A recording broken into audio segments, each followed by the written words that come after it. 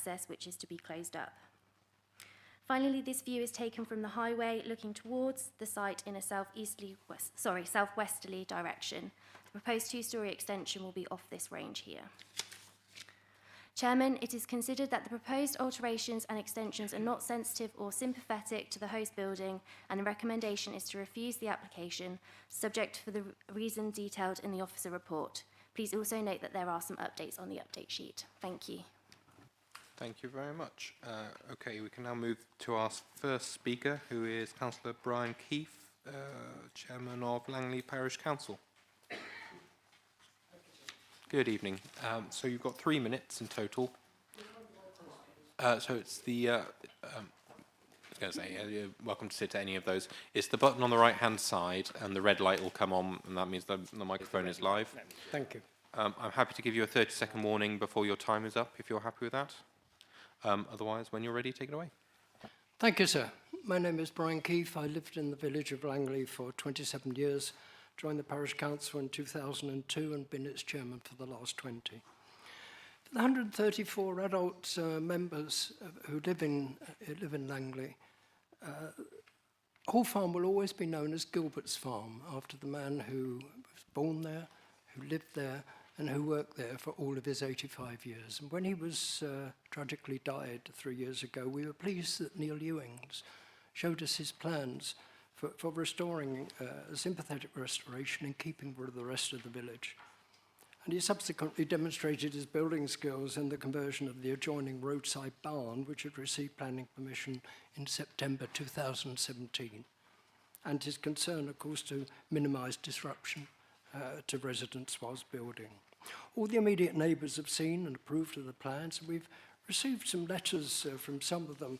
One is a builder who had his own business for 30 years. And he says the proposed materials are in keeping with the fabric of the existing Hall Farm buildings, will benefit the area. And the cladding is in agricultural style. There's also a letter from a property developer who happens to live opposite. And he says, while it's refused permission in non-compliance with CS8, CS9, CS20, SPD Part G, and having seen the latest application plans, it now appears to be fully compliant, and especially with SPDG 7, which encourage maintaining the character of the building and its setting and ensuring the converted barns remain secondary and subservient to the original.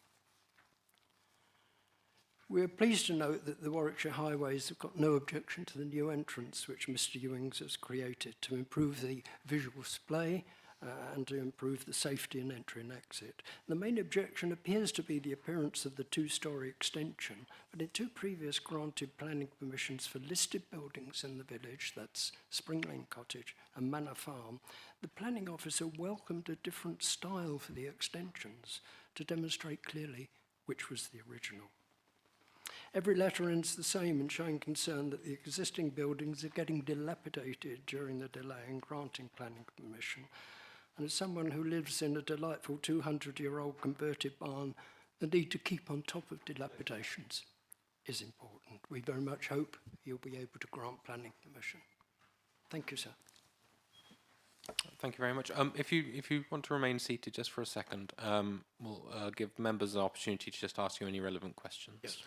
Members, do we have any questions for our Parish Council representative? Yes, Councillor Keithley. Oh, thank you. Good evening, Councillor. Thank you very much for that. You just mentioned that there were two other buildings that had been extended in the village. Yes, that's Spring Lane Cottage and Manor Farm. And were these recently extended? No, the one was extended about 8 or 9 years ago, and the extension is quite different. In what respect is it different? Well, that was built in brick, whereas the it's wooden and so that was a brick extension. So it was a brick extension. And the other building? In the other one, Manor Farm, they haven't actually proceeded with it yet, but they got permission to have an extension built on, which will be mainly transparent, mainly metal, and will be tacked on to the Manor Farm itself. Right. Thank you for that. Thank you. Any further questions for our Parish Council? No, in which case, thank you very much for your contribution. Thank you, sir. Okay, we now move on to the agent for the applicant, which is Liz Nicholson. And we also have Neil Ewing, applicant. Good evening, both. So, yes, you have 3 minutes between you. How would you like to split your time? This should both work. If not, try the next seat over. Sorry about that. Yes, so you've got 3 minutes between you. How would you like to split your time? Lovely, thank you. Again, I'm happy to give you a 30-second warning before your time's up. Otherwise, when you're ready, take it away. Thank you. Good evening. Your officers consider the farmhouse and associated buildings to be of historic value and wish to see them retained. The property also lies within the Greenbelt, and the officer report confirms that the principle of the proposals and the scale of development is acceptable in policy terms. Oh, sorry, we have a slide that we wanted to show, if you've got that, please. Thank you. We have endeavoured to work with your officers and would have preferred to reach a position where we would be given a delegated approval. We requested a decision be issued on the first scheme so that we had an officer report to give us a clear understanding of the concerns regarding design. We then made a number of changes to the proposals and submitted a pre-application inquiry to discuss those changes with the officer. We're at committee tonight because we were unable to reach agreement on all the matters. You're being asked to exercise your planning judgment on design matters. No matter how many policies are written, design inevitably remains a more subjective planning consideration. Your officers want this applicant to use traditional brick and tile as the materials for the extension to the house. They want windows to be sized and designed to match the existing windows in the house, and they would like fewer changes to the stable building. We accept that's a reasonable design approach. However, it is also entirely reasonable for a different design approach to be taken, and Mr. Ewings wishes to take a holistic approach in bringing the farmhouse and the associated farm buildings back into use. He has engaged a very good architectural practice with a long history of working on historic and listed buildings. They have produced a high-quality contemporary design with detailing to differentiate the new additions from the existing brick building fabric. As they write in the design statement, this breaks down the mass of the building cluster as a whole and allows the history of the additions to be clearly seen, rather than extending with new in the style of the old. The two-storey extension is in the style of an agricultural barn, which relates to the style of the barn conversion already approved. Mr. Ewings has commissioned a report to maximise solar gain without overheating to reduce his carbon footprint to a minimum, and the proposed glazing is therefore part of the whole design, taking into account the orientation of the buildings. With regards to the stable building, the boarding on the southeastern elevation is a modern temporary measure to protect the building from the weather. This elevation was traditionally open, and we simply wish to provide glazed infills.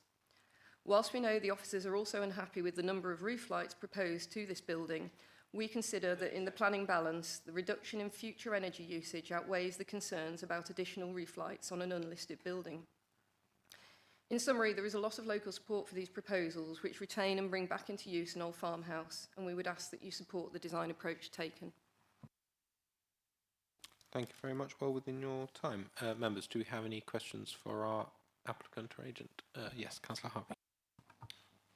Good evening, Mr. Nicholson. CS8, if I can refer to that, it specifies that creative and innovative designs and architecture that helps to secure the conservation of heritage assets is acceptable. It's point in its favour. But it goes on to say, where it concludes, it provides the condition where it is sympathetic to the character of the local area.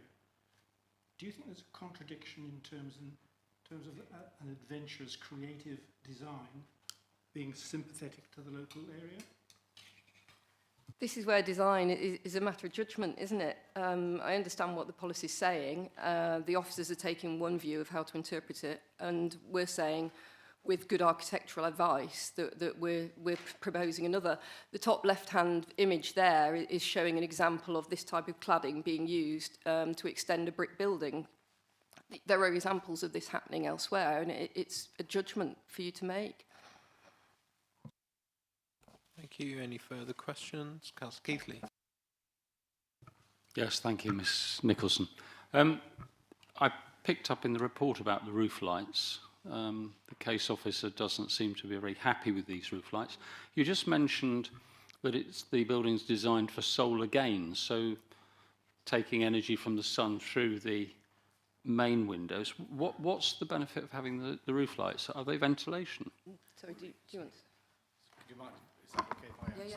Yeah. Yeah, of course. Because we're east facing, we need to grab that sun in the morning and catch that sun as it sits around very low around, as it swings around the side of us. Yeah. So we're trying, as it comes around the back, to grab the evening sun and put that heat back into the building as well. If you get more natural daylight, then you need to put your lights on less often. And heat. So Yeah, so it's for lighting purposes. lighting and heating. No, It's both. It's heating. And you're going to get some heat gain through the roof through the lights? sun, yeah. Okay, thank you. Thank you. Any further questions from members? No, in which case, thank you very much for your contribution, both. We'll move on then to our final speaker, who's Councillor Parker, ward member for the application area. Good evening, Councillor. Thank you very much. Good evening. I'll, as I say, you've got 5 minutes. Have to give you a 30-second warning. Otherwise, when you're ready, take it away. Thanks very much. So I'm here just to speak briefly. I'm hopefully known for my brevity, and I won't disappoint tonight. I think, as we've already heard, much of this application is broadly agreeable, and we are just coming down to a facade and some additional glazing. Why I'm minded to support this this application is because they have kept the principal agricultural farmstead view very sympathetically on the main street scene view, and we saw it during that earlier presentation. That is all retained, and any wish to, if you could keep that view up, I'd be grateful for my next point. Any desire to do something which one might consider flamboyant in some way is not on the principal view. It's on a view to the side. It's going to be largely obscured, especially when the hedges have grown back.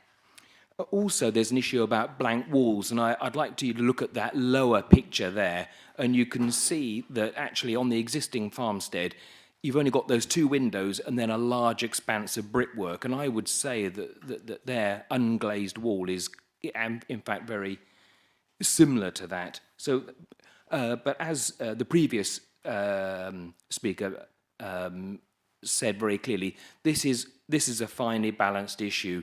This is the issue. This is why people like you gather, so that you can help the planning officer and the planning process work with these fine decisions about how we should develop in sensitive areas like in Langley. The last point I just would like to raise is that the other reason I'm supporting this is because I have interacted with the people of Langley, and there is strong support for this. And these are people who are there for the long haul. Langley does not have a high turnover. Most people leave in a coffin.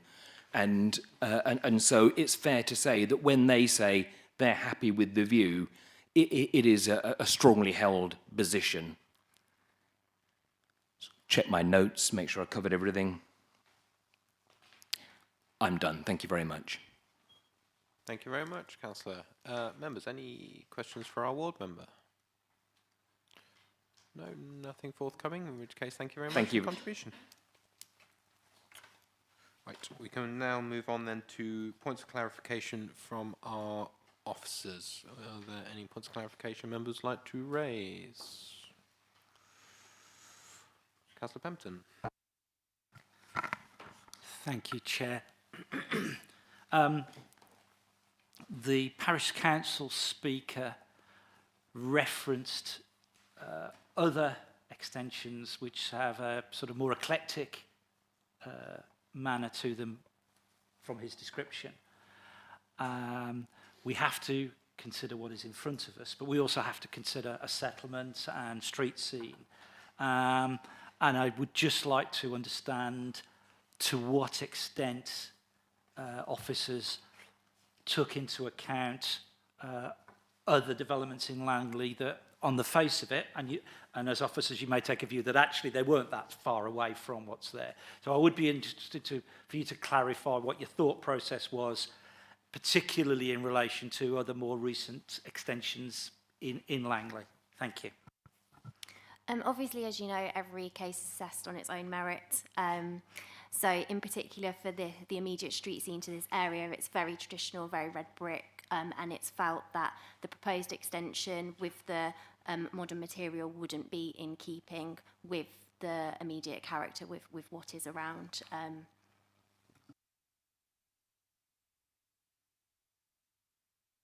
So I suppose just following on from that, to what extent was there any sort of step back view of Langley and what else has been developed around there?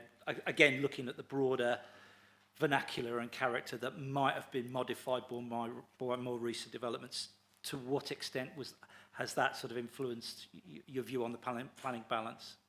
If it hasn't, that's okay, and that's not a criticism. It's just trying to understand and clarify that. I think for this one, obviously we were looking. I mean, I'm not aware of the properties which have been cited, and for obviously this one, we were looking at the immediate surrounding character in the area, and it was felt that the design proposed wasn't suitable for where this is in this part of Langley.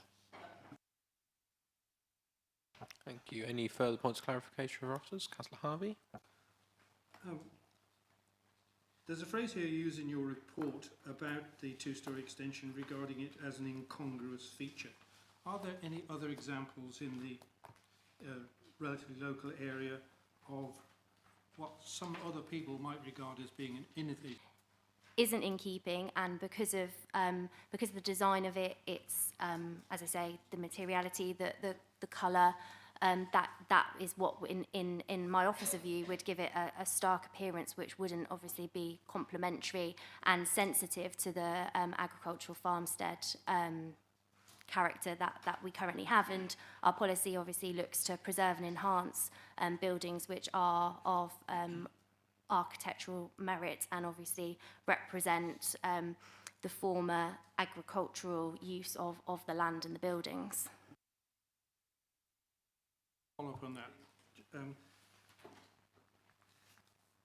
questioning the impact of CS8 and the tail end words which say where it is sympathetic to the character of the local area. Do you regard that as an absolute requirement, a threshold that must be met, or is it something where we have a degree of interpretation that can be applied? By its nature, whether something is sympathetic or not in the context of the core strategy is a matter of planning judgment. In our view, this is not a sympathetic addition, and so it fails against CS8. That doesn't quite answer my point. My point was not whether it is or whether it isn't sympathetic. The question was whether it is a requirement of the policy to come to the judgment that it is sympathetic in order to satisfy CS8. Yes, members would need to be satisfied that it is sympathetic if they were to conclude it was going to meet the requirements of CS8. Thank you. Councillor Keithley. Yeah, thanks very much. I suppose my question is really about design as well. It being a matter of some subjectivity, what some people would see as a good design or an acceptable design, others might not see that. On page 11, halfway down, this is just a question on clarification really, you say, although I appreciate this elevation, you're talking about the northwest elevation of the proposed two-storey extension has no openings. Although I appreciate this elevation is set back, this will be visible from the highway, and the lack of openings creates a stark facade, which will be even starker as a result of the facing materials. When I read SPD G, in there I saw that in fact we were saying that the number of openings on this type of barn style should be kept to a minimum, and I'm a bit confused as to whether or not we should be saying that openings are a minimum or facade is stark because it doesn't have any openings. Are there some further design modifications given the facing materials that we're looking at that would meet G? But, you know, are there some design modifications that the applicant could propose that would meet, or is there no prospect of that? And I'm thinking about the cladding that they proposed. Yeah.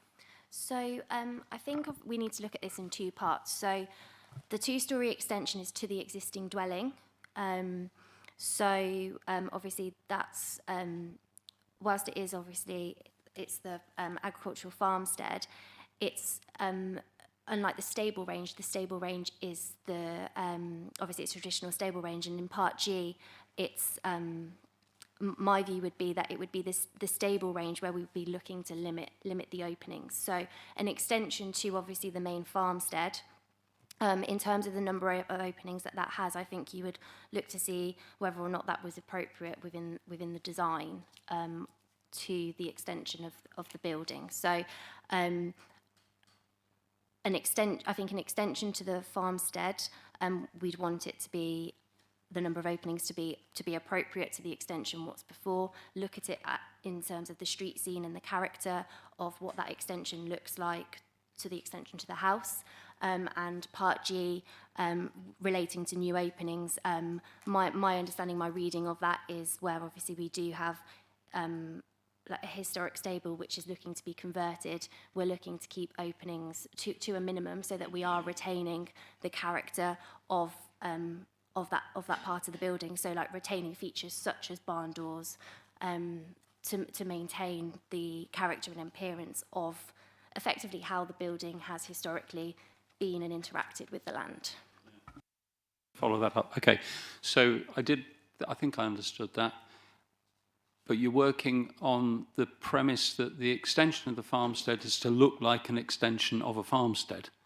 And what I saw was from a certain view, the applicant is trying to make the extension of the farmstead actually look like an agricultural barn which is attached to the farmstead. Now, my family had a farm, and some of the barns were very, very close to the farmhouse.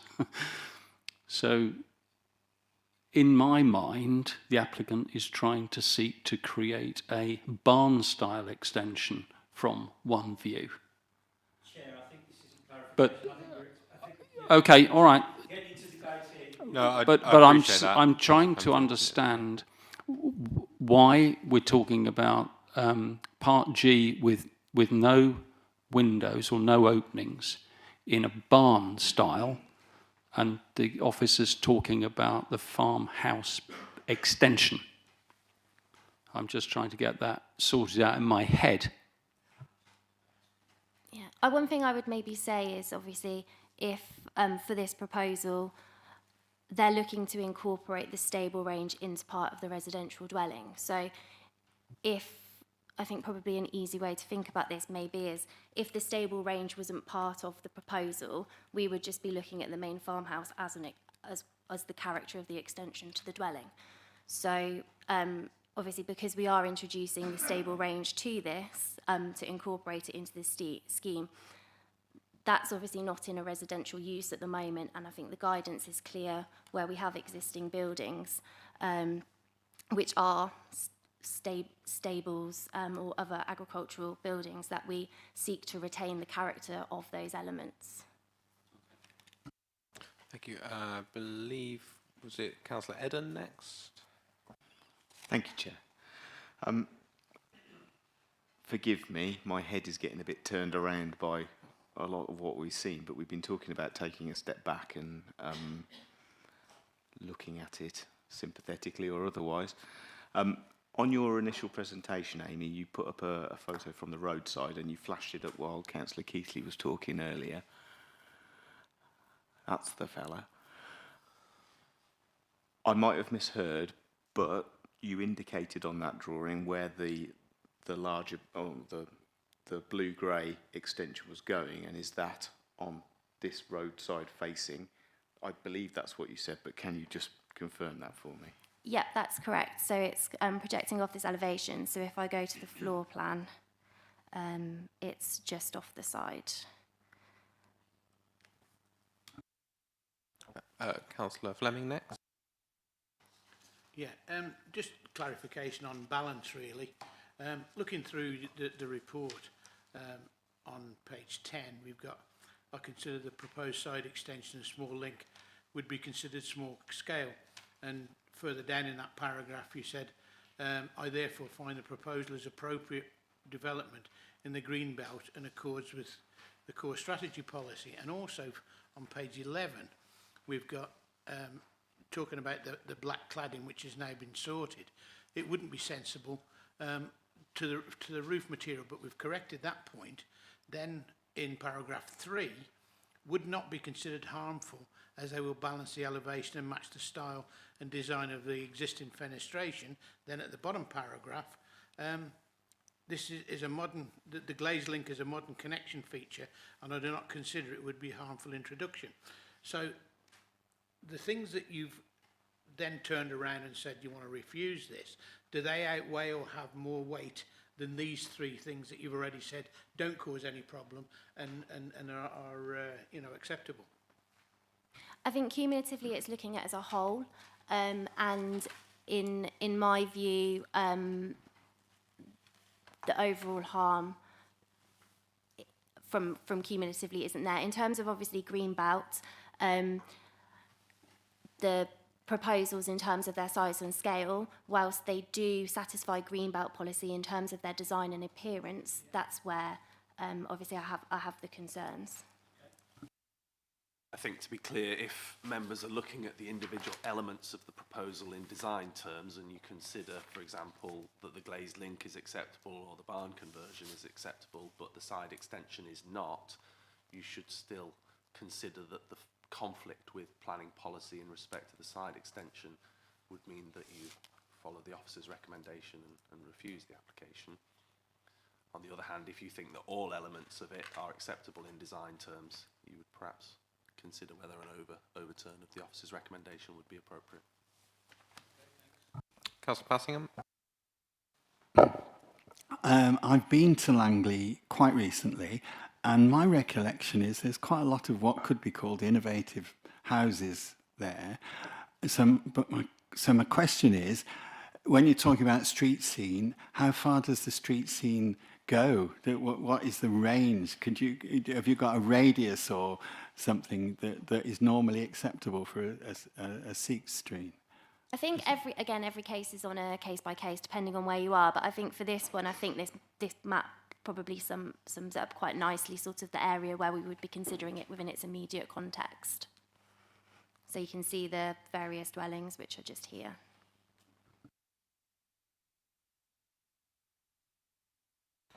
Thank you. Any further points of clarification from our officers? No, in which case we can move to debate. Who would like to start? Councillor Holmes.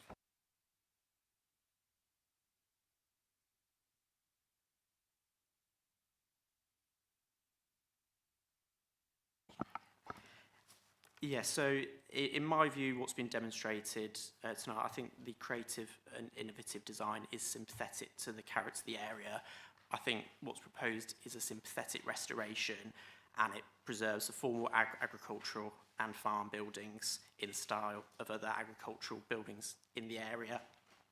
I'd like to hear other councillors' views, but I'm inclined to support this application. Thank you very much. Councillor Pemberton. Thank you, Chair. Members have asked a significant number of questions of clarification of the officers, which is right and proper, and our officers have given detailed and rational responses. Unfortunately, members, it's not actually helpful to us because the bottom line here is that this is a question of design, and design, like beauty, is in the eye of the beholder. It is a finely balanced decision. I am minded to feel that overall this design adds more than it subtracts. I absolutely understand how and why officers have come to the conclusion that they do. It is a finely balanced one, and I would have no criticism whatsoever of officers in how they've arrived at their conclusion, because there are some challenges, and innovation does lead to that. So I think this is one we're absolutely on our own with this one as decision makers. We're not going to get a magic bullet from officers one way or the other on this. I am minded to be alongside Councillor Holmes on this one. I will, however, reserve certainly making any kind of proposal until I've heard what other members have to say. Thank you. We'll go to Councillor Harvey next, but I'll just remind members that if we are looking to go against officers' recommendations, we need policy ground to go on that. So I'll just put that out there at this point so that that can be mulled on. Councillor Harvey. Thank you, Chairman. I'm sympathetic to this application in view of the support that it engenders locally. People of standing within the local community have expressed their point of view. However, I don't think it's a matter of dispute that the design, particularly for the extension, is different, significantly different, and the applicant has made merit of it. This is a definite statement, and in that sense it fulfills CS8 in the sense of being creative and it is of an innovative design. However, the materials that are being used for the extension are not traditional. They're non-traditional. The amount of glazing, the officer has pointed to that as being a matter for her concern. I can see why she says that. And the critical point for me was the answer to the question given by the planning manager that it is essential for us for a proposal to be compliant with CS8 that it should satisfy the condition where it is sympathetic to the character of the local area. And much as I would reinforce my earlier comments that I'm sympathetic given its local support, in conscience I can't say that this is sympathetic to the character of the local area, and on that basis I would support the officer's recommendation, and if required for clarity I will propose that is the case. Thank you, Councillor. Councillor Holmes, you want to come back in?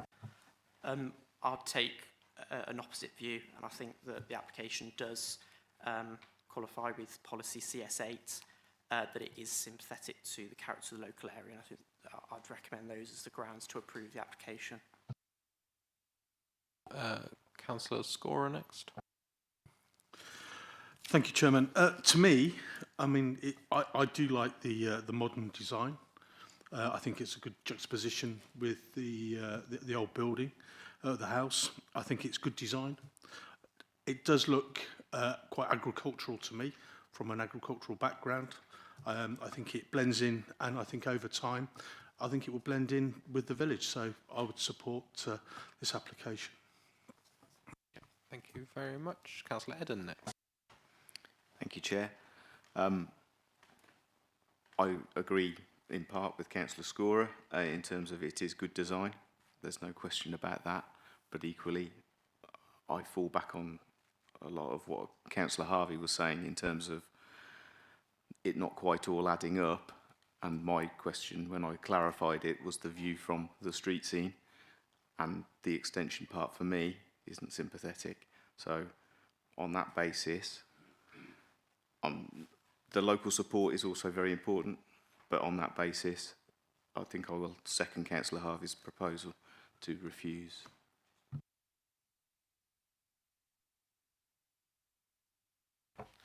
Can I just be clear, Councillor Harvey, did you make a proposal to refuse in line with the officer's recommendations? I did. Thank you. Okay, so that's been seconded by Councillor Eden.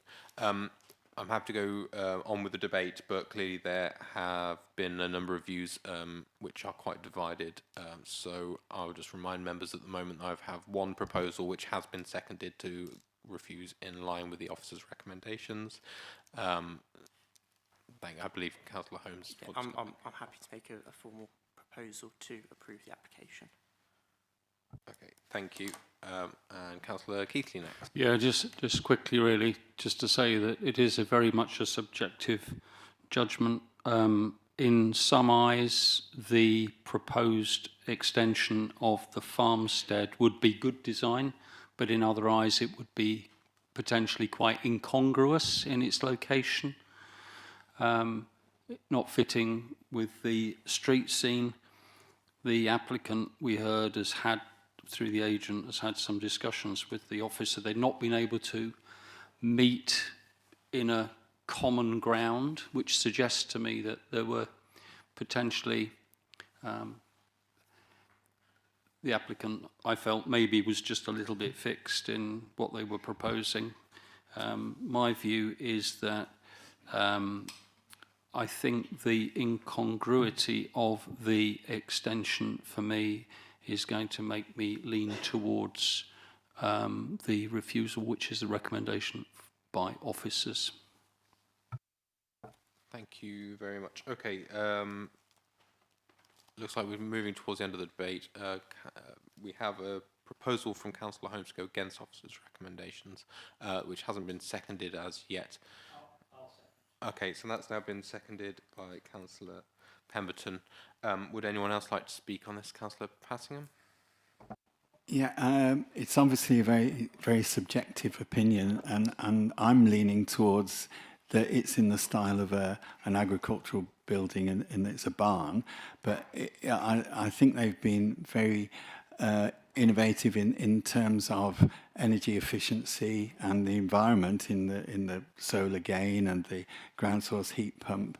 And overall, I think if you take it that it's sympathetic in terms of it's an agricultural style building, I think the balance, it complies with CS9, and the balance in terms of the planning balance, I'm in favour of the development.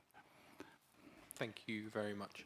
If no one else is looking to contribute to the debate, we can move on to the votes. Now, we've had two proposals.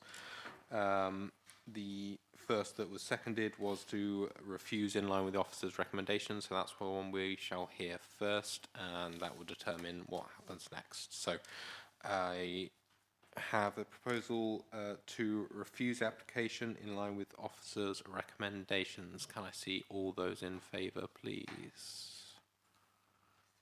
That's 4, Chairman. 4, and opposed? 5, Chairman. abstentions? 1, Chairman. Okay, so that proposal has fallen, in which case we can now move to our second proposal, which is to grant the application. Now, I just need at this point to be absolutely clear on the reasons for that and to consult our officers for conditions. So, Councillor Holmes, can you please just clarify the exact reasons? Well, I think that the main thing where the interpretation was that the application was in contrary to CS8. I believe it is actually for it, and that it is a creative and innovative design sympathetic to the character of the area in the design of the building. I'm not sure if there's any other points that need clarifying. Thank you very much. Ms. Jeffries, does that satisfy your requirements?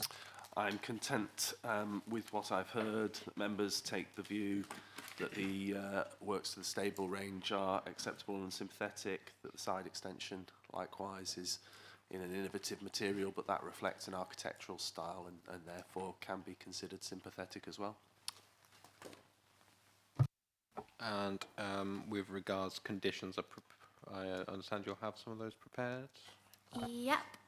So the standard time condition, development in accordance with plans, land contamination, land remediation, and I think within my report I noted that they need to provide some more information in regards to ecology. So we would look for those to be pre-commencement conditions. Obviously, we normally get the agreement to the wording of those in anticipation of tonight's meeting. I did go back to the agent, who was happy with potential wording for those conditions if members were minded to support.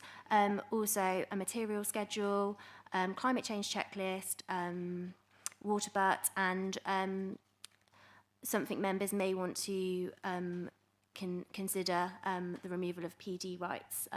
That's something we would look to do on buildings of this character to retain their obviously character and style, and to prevent any harmful forms of development.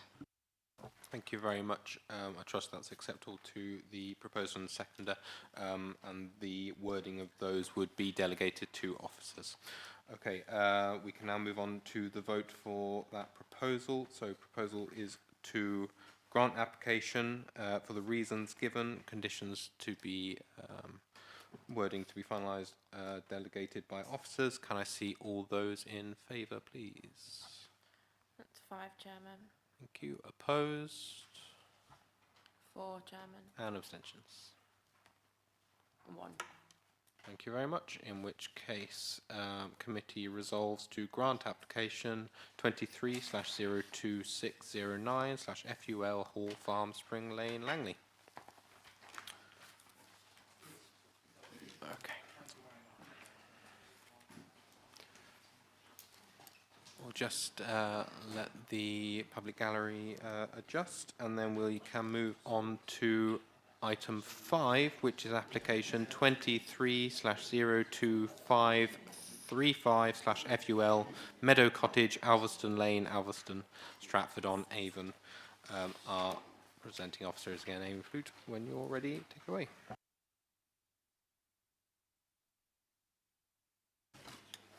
Thank you, Chairman.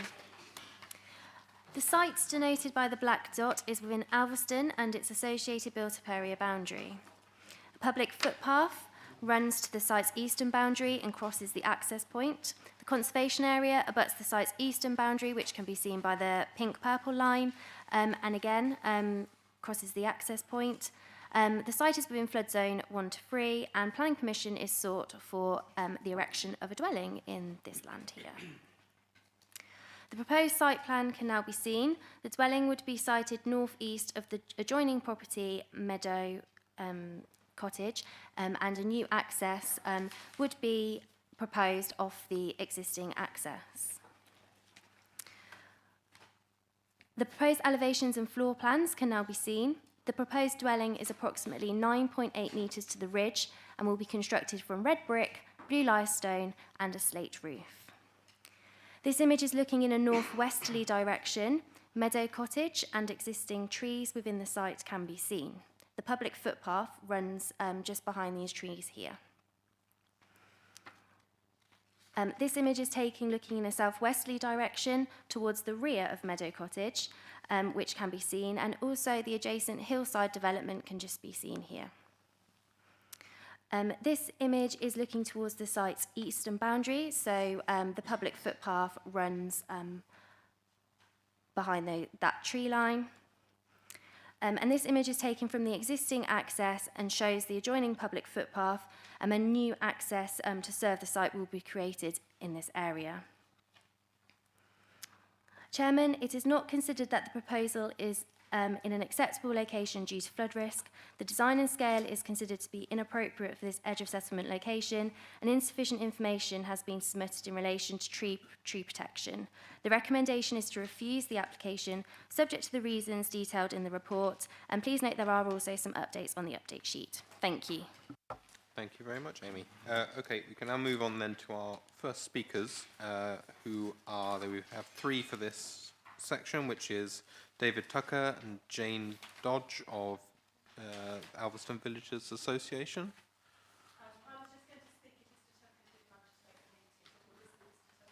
Okay, that's absolutely fine. We also have Oliver Spicer, agent for the application. So you've got 3 minutes between you. How would you like to split your time?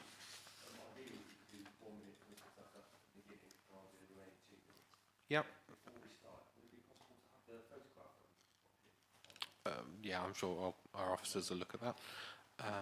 Okay, so shall I give you a 30-second warning before your time is up, and then 15 seconds is fine, and then and yeah, you can take it on from there. Okay, jolly good. Well, yes, it's the button on the right-hand side to turn the microphone on, and otherwise, when you're ready, take it away. Sorry, could you just turn your microphone on, please? Yes, yeah, just the microphone is button on the right-hand side. It's the left-hand button, is it? On the right-hand side. If it's not working, No, it's that one. Any and all will work. That should do it. Okay. Sorry about that. There it is. Right, can I start again? Yeah, when you're ready. The haters have consulted throughout their application with the Alveston Village Association and, importantly, extensively with the village neighbours, who are all totally supportive. The AVA Planning Committee has had 2 site meetings at which recommendations were made and subsequently adopted. Set on a 1-acre plot and of relatively small scale, this 3-bedroom house, built in materials complementing the local vernacular, is a useful addition to the housing stock and importantly complies with our village design statement. The footpath referred to is very little used, and for much of its short 200-metre length is dark and intimidating. Adjacent to the application site, it is framed by hedging and trees with very limited views, and where there are views, the existing garage and house and the 3 massive new houses already under construction dominate. The site is hidden and has no impact on the street scene and contributes to Alveston's unique area. Thank you. Thank you. Successful planning is about consistency in decision making, and tonight this committee is the decision maker. The application before you is reported as having 3 concerns. David has just outlined the significant local support for the application from local residents, the AVA, and specifically why the design is supported.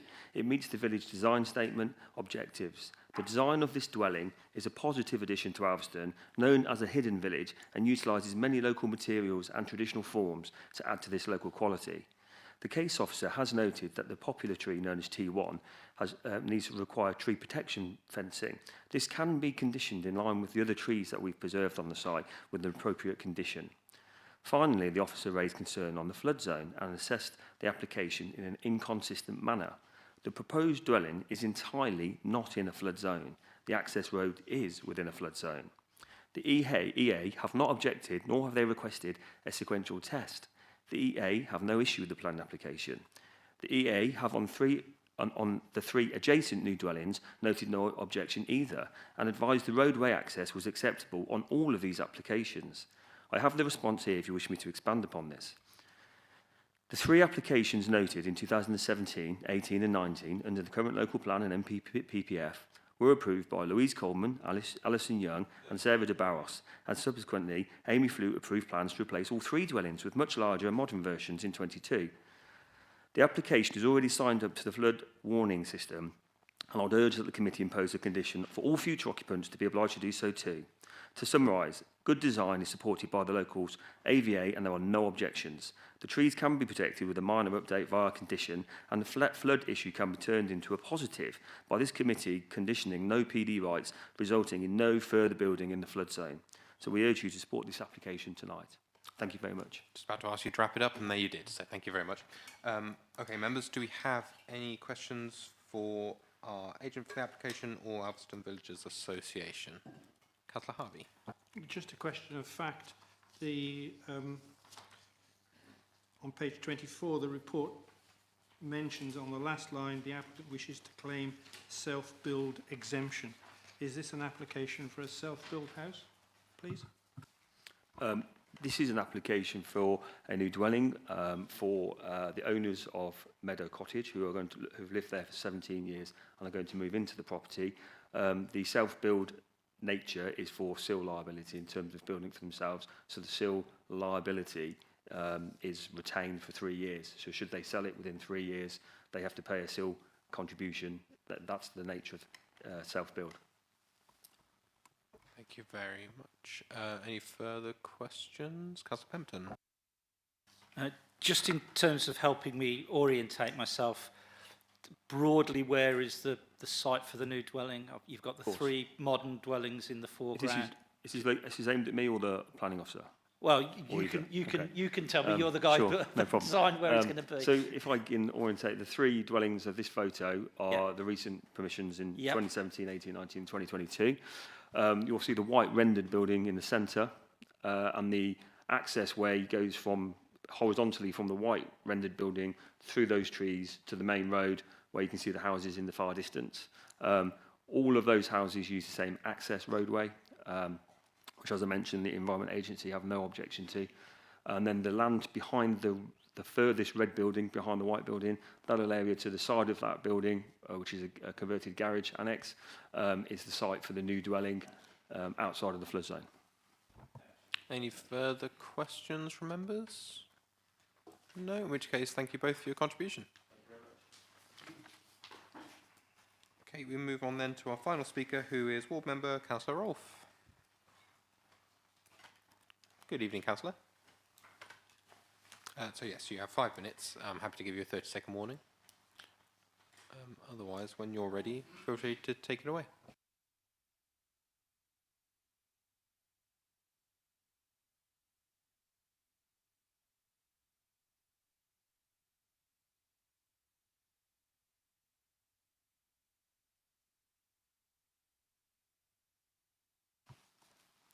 The way I see this is there are 3 issues the planner has concerns with, all of which can be dealt with very simply. Tree protection. The big poplar tree TR1 does not belong to the applicant. It is in fair condition with minor decay. A tiny bit of the patio encroaches on root protection area, and the applicant will put in proper protection to the roots. TR15 and TR22, which are both in fair condition, the proposed driveway does not encroach on root protection area of either tree, but the applicant is more than happy to put in extra protection where necessary if you wish to condition this.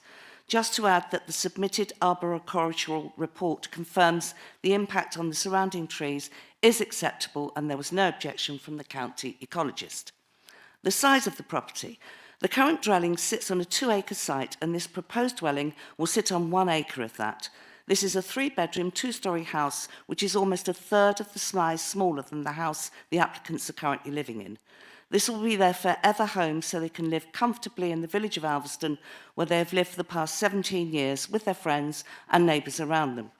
The house will only be seen by a tiny pathway where only a handful of local dog walkers use and will not be seen from either Alveston Lane or the main Wellesbourne Road. Plus, for the most of the year, you will not be able to see it at all because of the trees and hedges being in leaf. There will be absolutely no encroachment on the countryside view, which adds to the character of Alveston being a hidden village. The first application on this was withdrawn as the planner was not happy with the position of the new dwelling, so the applicant moved the building round to satisfy the planner. The design, scale, siting and appearance have been developed with the planning officer and are supported by the village residents, the Alveston Village Association and myself. The design uses local materials in an appropriate way to transition from the modern builds under construction next to the site and back to the village tradition. You will also note that the 2-storey element is closest to the existing building and the single-storey part nearer to the edge and plot of the public right-of-way. The driveway up to the house. There is an established driveway up to the current house and to the 3 under new construction new houses next door. This driveway passes through flood zones 2 and 3, but access was never mentioned as being an issue for all 3 houses next door, so I don't understand why there is a problem now. In fact, the planner hasn't even mentioned the very large and dominant 3 houses very close by, and I'm curious as to why they are not shown on any of the pictures. They are there, though. The owner of the former demolished cottage next door had lived there over 50 years and had never had an issue with access, let alone flooding, and the current applicants have never had an issue with driving in or out, and the Environment Agency doesn't have a problem with this at all. If the committee were minded to approve this application, then a condition to ensure the driveway was made of permeable material and included a couple of passing points could be added. Another condition could be put in requiring the occupants to sign up to the early warning flood alert system, Flood Angel, to allow for the occupants to make arrangements should they be needed. One more extremely important thing to mention, in 2018, when the application was approved on the 3 houses you see before you being built on the next door site, the planner Alison Young stated, with respect to the site access which does lie within flood zones 2 and 3, the EA considers that sufficient lead-in time is available to allow potential residents to either stay on site where the water will be too deep for a few hours before becoming passable again on the access into the site, or leave in plenty of time before any event. They have also taken into consideration the velocities of the water in any flood event, which they state are very low within the site. I therefore consider that the proposed development would comply with the core strategy policy CS4, and I think we need to look at consistency in decisions on this. This proposed new dwelling sits entirely within flood zone 1 and totally outside of flood zone 2 and 3. If it helps your decision, I and my colleague, Councillor Pertigeller, are putting forward a motion next week to prevent, where possible, further development on flood zones 2 and 3. So it would seem very hypocritical of me to be supporting this application if I had any doubt whatsoever. The entire village are happy with this application and there have been no objections. The Alveston Village Association have looked at it carefully and the revised designs, positions and appearance were fully discussed and everyone is fully supportive of the scheme. May I just note one of the members of this association has just spoken in support. I would therefore ask you to support this application. Thank you very much. Thank you, Councillor Rolfe. Just within your time. Well done. Members, do we have any questions for our ward member? No, nothing forthcoming. In which case, thank you very much for your contribution. Okay, we can now move on then to points of clarification from our officers. Councillor Pampton. Just a very quick one. I'm assuming the 3 properties in the foreground, that's the hillside development that's referred to in the update sheet. That's correct, yeah. Okay. They look a lot, at that angle, they look like they'd be a lot taller than the yes, okay, so they're relatively low level buildings. And you can see hillside in this image here, which is looking back towards the meadow cottage Got it. too. Yeah, that, thank you, that's helpful. Councillor Harvey. Thank you, Chairman. Page 22, the officers draw attention to policy BE6 of the NDP, which states that the built-up areas should appear to emerge from the surrounding countryside. I can understand that. The second line, however, the building's height should be restricted near all entrances to the village. Given the site of this proposal, can that be said to be at the entrance to the village? I think we have to consider that there is a public footpath which does enter into the village. So my view is obviously the site abuts a public footpath, which is an entry point into the village for walkers.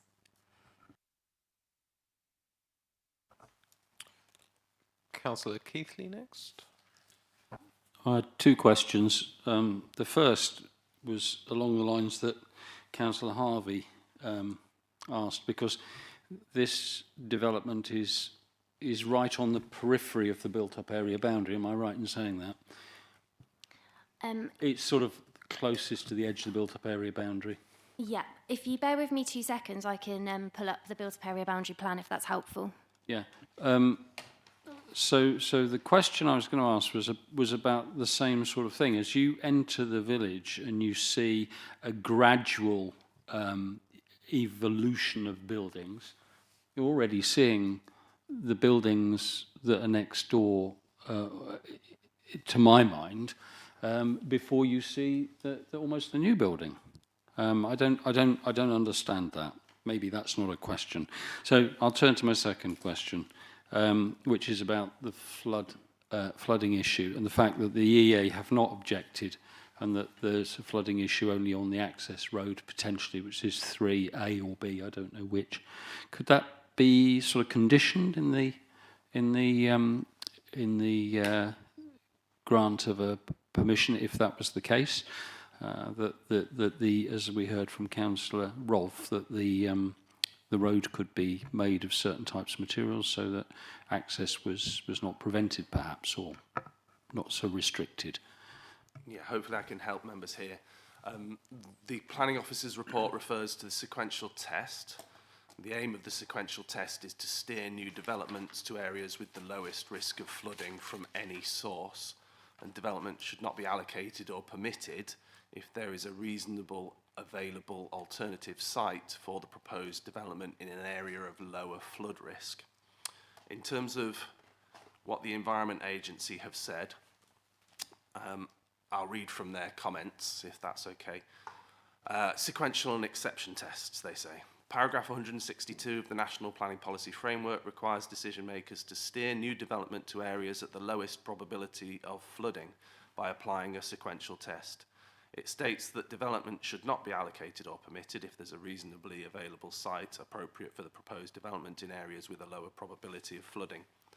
Further detail is provided in the National Planning Policy Guidance.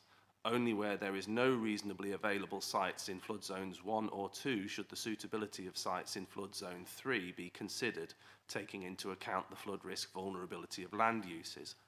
As outlined above, parts of the proposed development include site access appear to be located within flood zone 3.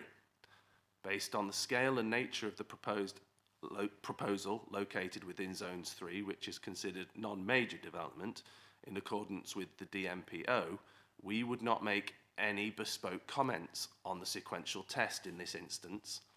The fact that we are not providing comments does not mean that there are no sequential test issues, but we leave this for your council to consider.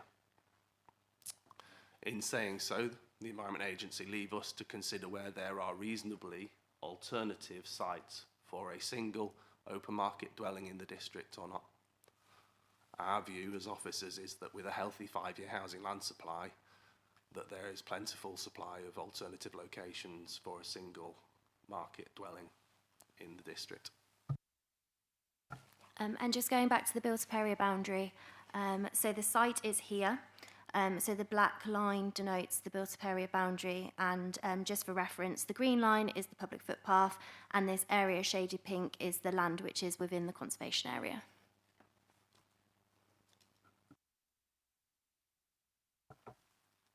Thank you. Any further points of clarification from our officers? I have one just for my own sense of clarity. Do you have available the flood maps for this area? Yep, I can just get those for you now. So I've just done a rough outline of the site. So part of the so the darker area is flood zone 3, the lighter blue is flood zone 2, and the white area is flood zone 1. And then this is the strategic flood map, so it shows the breakdown. So we've got, so the site is approximately here, so part of the access within flood zone 3. Okay, so just for clarity, the whole area of the site, which is flood zone 1, is surrounded by either zones 1, 2, or 3. Is that correct? From the maps, yep, that's correct. Okay, thank you. Any further points of clarification? Passingham and then Councillor Keithley. The building is outside the built-up area. We're only just outside, but it's not. Oh, it's within the built-up area boundary for the village, but obviously in officer view, because of its siting, it's on the edge, sort of away from the kind of existing built form. Councillor Keithley. Yeah, and my question is about your reason for refusal 3, which is about the trees and protection of the trees. I think we heard from Councillor Rolfe that there was some potential mitigation measures available to protect the trees. Is that a matter that could be conditioned as well? I think given obviously the amount of incursion into some of those root protection areas, it's something which we could condition, but normally we would expect to have that full detail up front in accordance with British standards. So I think you'd have to be comfortable with obviously seeking that by condition. I thought I'd heard that there was an arboricultural report. There was, but it didn't go into sufficient detail to indicate. So where there was incursion into root protection areas, giving us exactly how the methods for ensuring that the protection of that tree would take place. Okay, thank you for that. Thank you. Any further points of clarification? No, in which case we can move on to debate. Who would like to start? I'll pick on someone otherwise. Councillor Eden.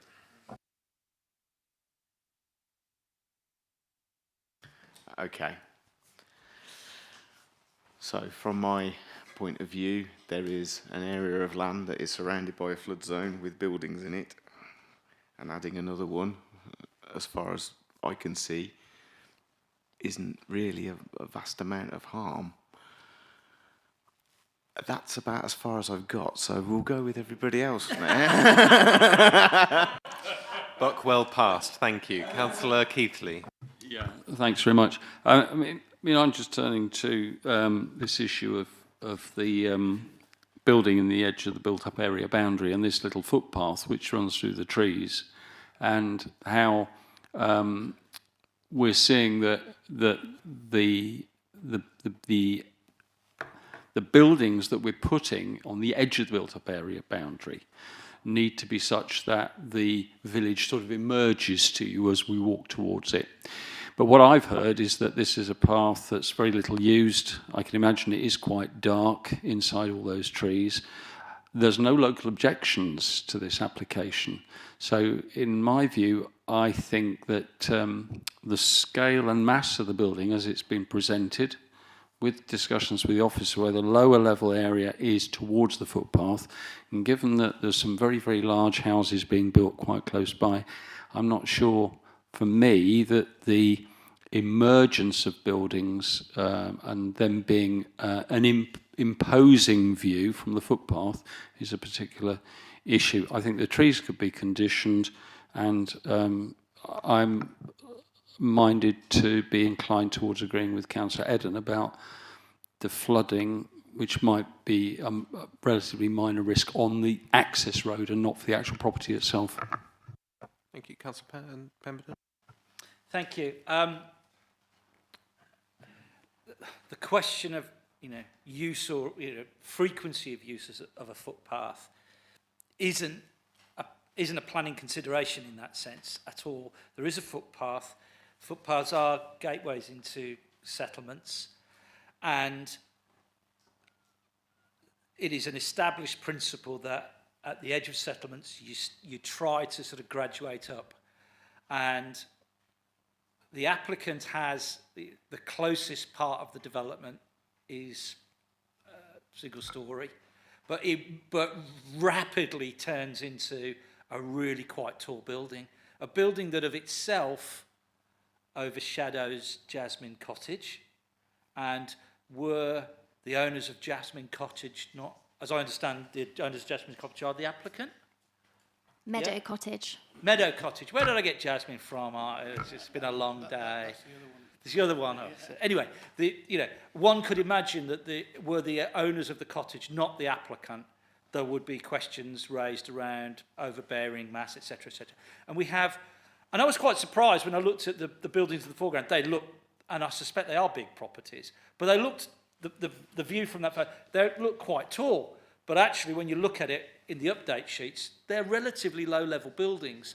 So what we've got at the moment is a footpath, the edge of the settlement.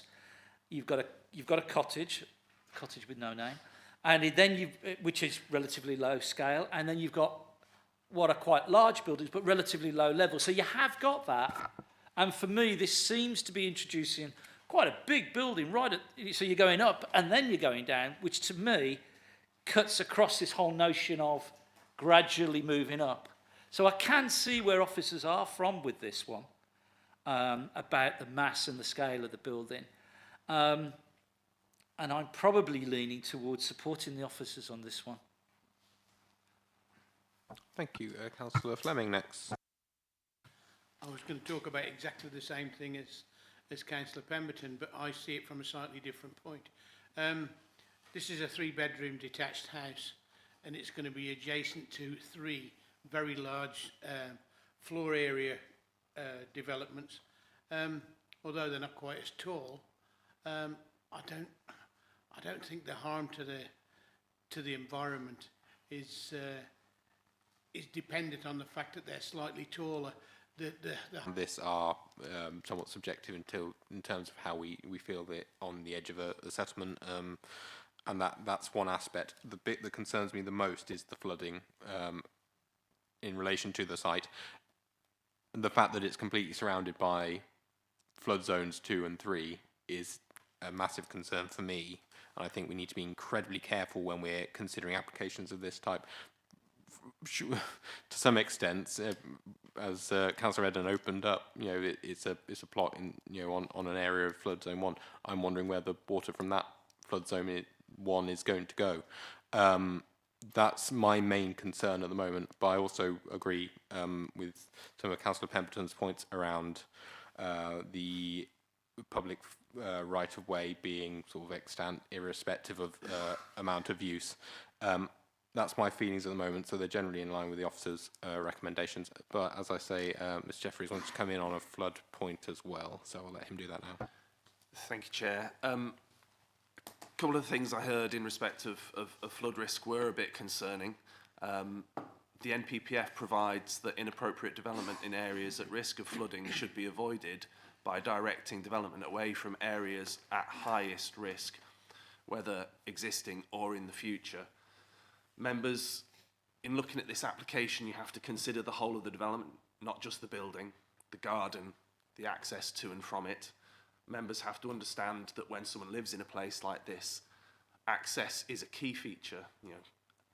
Emergencies happen not just one at a time, often twice at a time. If this place floods, what happens if someone is in it and has a heart attack? Those are the sort of issues members should be weighing up.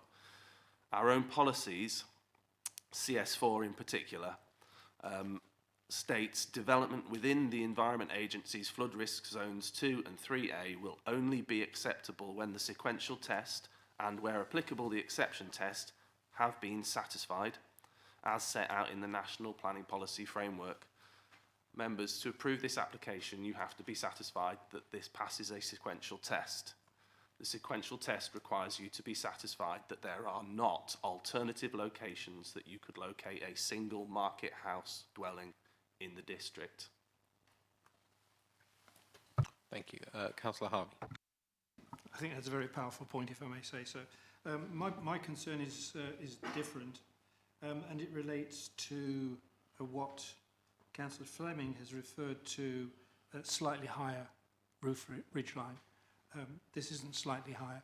This, in my view, given the information in the update sheet, we're talking about a difference between 6.2, and I can understand why a building on the edge of this village at 6.2 was considered to be acceptable, part of the stepping up as you approach the village, whereas this proposal is for a ridge height which is 50% higher, more than 50% higher. The stipulation is in the NDP policy. Frequently I've heard from parish and town councillors that what's the point of having NDPs unless planning authority is going to actually take some note of them. Here we have an instance where this NDP, which went to a referendum, which was agreed and, by local residents to support the instance that the building height line should be restricted near all entrances to the village. And as Councillor Pemberton has said, there is an entrance to the village on the footpath.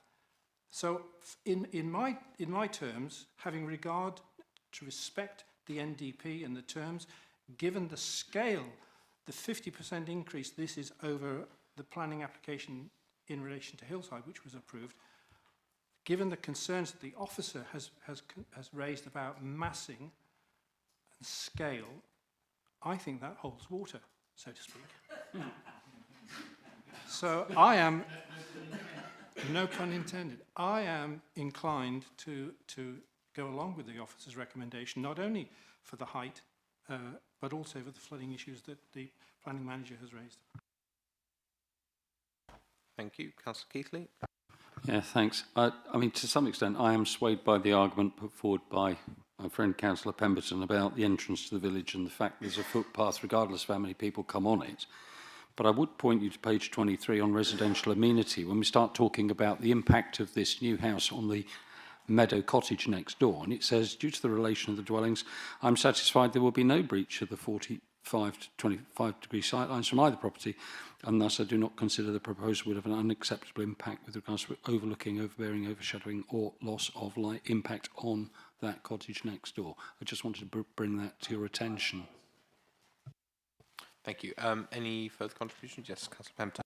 I'm just prepared to put forward a proposal that we accept officers' recommendations. If I can find a seconder for that. Alternatively, I'll wait for the debate by members. Thank you. I'm prepared to second that. Members, do we have any further contributions? Quite happy to hear them. In which case, we have a proposal which has been seconded and we'll be looking to move to the vote. Okay, so proposal is to refuse application in line with officers' recommendations. Can I see all those in favour?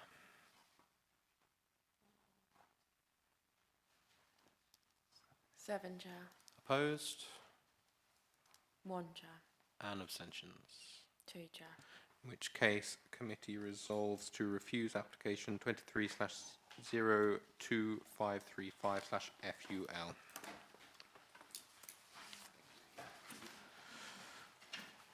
Okay, item 8, urgent business.